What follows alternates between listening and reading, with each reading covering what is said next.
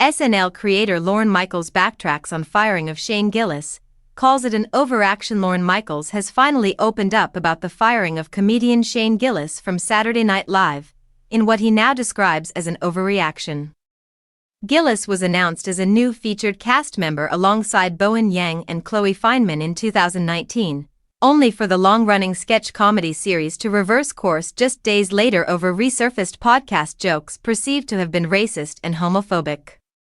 However, like many comedians accused of pushing the envelope too far, the 36-year-old's career has continued to flourish, and earlier this year he graced the stage of Studio 8H for the first time to host the show.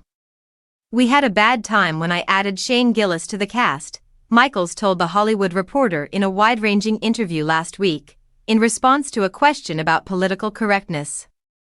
He got beat up for things that he'd done years earlier, and the overreaction to it was so stunning, and the velocity of it was 200 Asian companies were going to boycott the show.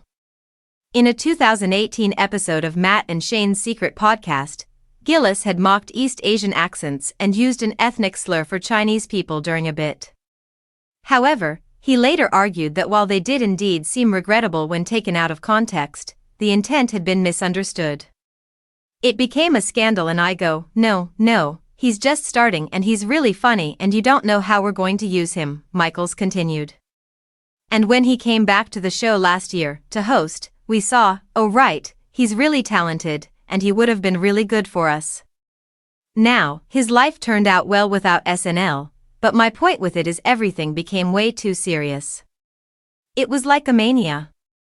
And the velocity of cancellation, and lots of people deserved to not be liked, it just became not quite the reign of terror, but it was like you're judging everybody on every position they have on every issue as opposed to, are they any good at the thing they do?"